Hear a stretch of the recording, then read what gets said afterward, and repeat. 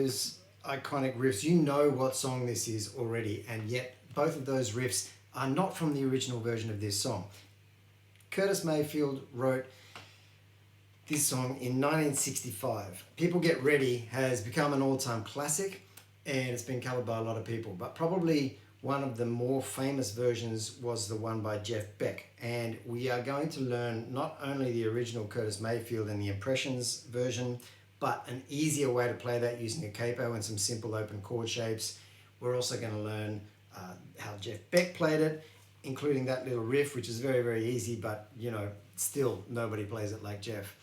And we're going to use all the right chord voicings and use the sus 7 sus4 chords and 7 sus2 chords that are in the original that make this song sound so fantastic. Anyway, let's get started. Download your charts. There's 3 charts available. There's, like I said, there's the original Curtis Mayfield version, there's an easier version with open chords, and then there's the Jeff Beck version. And there are little differences in between these versions. I'll take you through them all. Let's get started. So with the Curtis Mayfield version, I'm going to call it the original version because that's what it is. He plays this in the key of D flat. So our chords here, and I'm going to assume that if you're here, you're pretty familiar with your basic bar chords, your majors and minors and so forth. If you're not, have a look at my other video about how to find bar chords quickly and easily. And if you just want to jump to the easy chord version with the capo, then scan along the bottom line of this video and jump there, and that's a much easier version. But the original, D flat major, B flat minor. Now, a lot of people will go down to A and then back to A flat and then back to D flat. A lot of people will actually try and do a D flat with an A flat bass note on the bottom like that, which is what I kind of thought it was at first. But what he's actually using is an A flat 7 sus4. Now it looks like that. You've heard it in Police songs, you've heard it in lots of other places, I'm sure, but that's how you get that sound to get back to the D flat. Now, in the intro, it just runs through that 4 chord progression twice.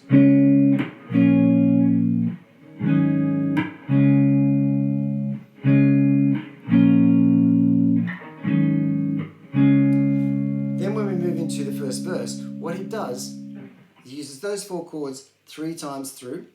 Then on the 4th time, and this pretty much happens on every verse throughout the song. And for verses, you can also call them choruses because they're kind of pretty much the same thing. There's basically 4 stanzas, if you like. Whether you call them a verse or a chorus, it doesn't really matter.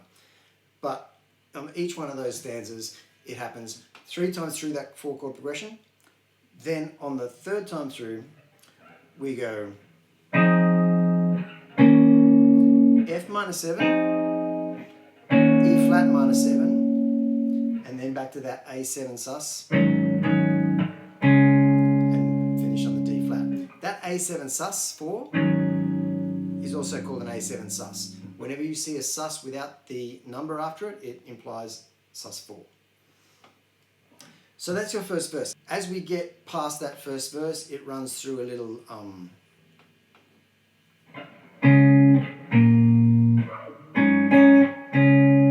progression like that once through, and then moves into the second verse. Now, after 2 verses, we run through another one of those, and then everything just modulates up a half step. So it's D, B minor, A7 sus instead of A flat 7 sus, and D instead of D flat. So everything just moves up 1 fret. So as you're doing bar chords, it's really easy to transpose that on the fly. And then from there on, we pretty much follow that chord progression just transposed up 1/2 step. That's pretty much how it is. And at the end, we just repeat that to finish. If you want to do the easy version, what we do is we grab a capo, put it on our 1st fret, and then the D flat that we were playing here, we can play now as a C. Now, I know what you're thinking. We've got that A flat 7 sus4 coming up. How are we going to do that as an easy open chord? There's a way. C, A minor.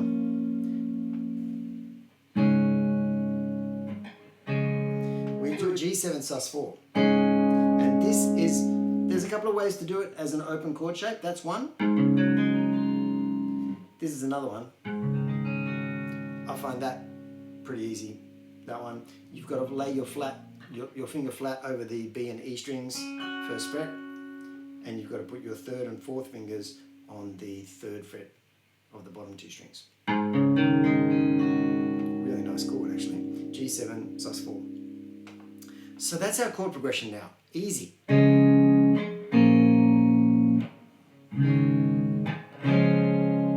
Right?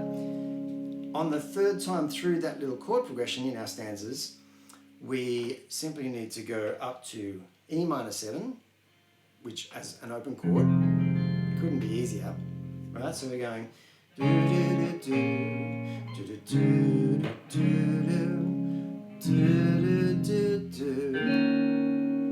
a D minor 7, we just get on board, and back to that G7 sus, back to the C. So as you can see there, all those chords are really pretty easy, and it's a really nice way to do this song. And of course, if you don't care about doing it in the actual original key, you can take your capo off, play those chords, you know, without the capo.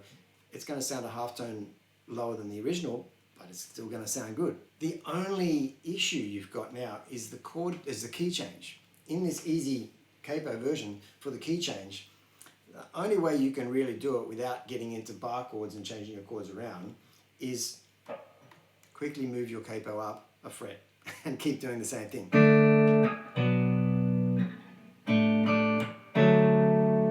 Okay?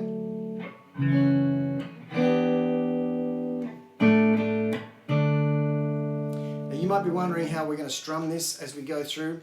This kind of song and this kind of rhythm I think sounds really, really nice if you're just doing very, very small amounts of rhythm work, because the whole thing is a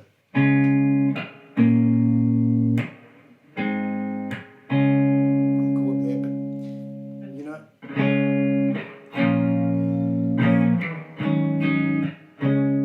the less you can strum there, I think the better it sounds. So try not to get too rhythmic with it. Try not to get into that, because it's just not going to sound like the song should.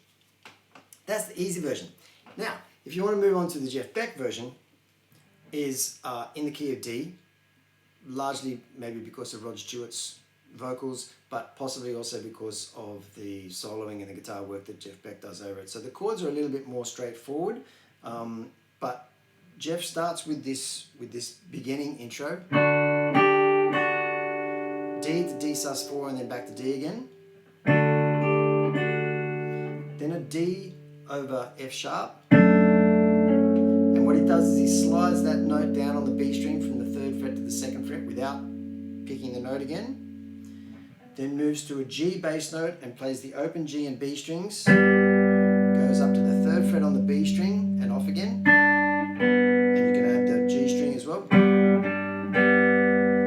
and then for the D, he starts with a D major 7 chord voicing, which is open D string, 6th fret G, 5th fret B string, and then add those two notes on the 7th fret, G string and B string.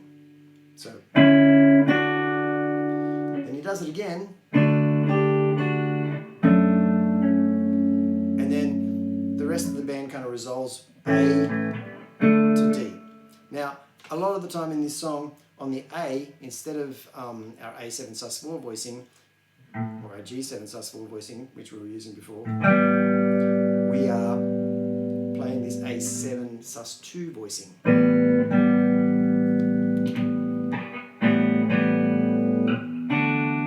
Which is a slightly different voicing, but it's pretty much the same that's used throughout this song. All this stuff is on your chart, so I highly recommend you download all three charts and kind of compare them and take the bits out of them that you like, play the easy version, add the Jeff Beck riffs, do whatever you like. This is all, I wanted to get the kind of the essence of all three of these versions across, because I think they all have things to offer. So After we get through the intro with the Jeff Beck version, he moves into a solo. Now the chords behind the solo and the chords behind the vocals are pretty straightforward in this song. They go D, B minor, and they go G, D, 3 times.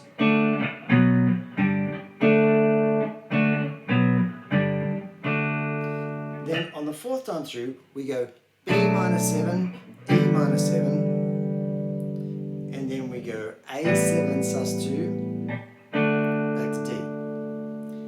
That is your chord pattern for the verses / choruses, stanzas, whatever you want to call them. After that first verse, we move into the iconic little riff that Jeff Beck has added, and it just works so well, and it's become really recognizable with this song. Over the chords, D, B minor, G, D, he gets up here and he just goes,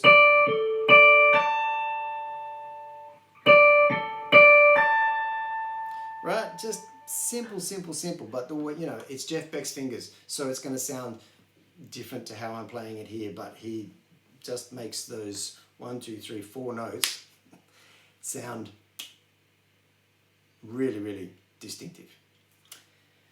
But that's what Jeff Beck did, right? Then we move through another verse, then we move through another solo. Again, Jeff Beck's doing his thing over pretty basic chords, and then we do that iconic riff again, this time 4 times through. And then it moves through another verse, then it moves through another verse and the final verse. Then we get through that riff yet again.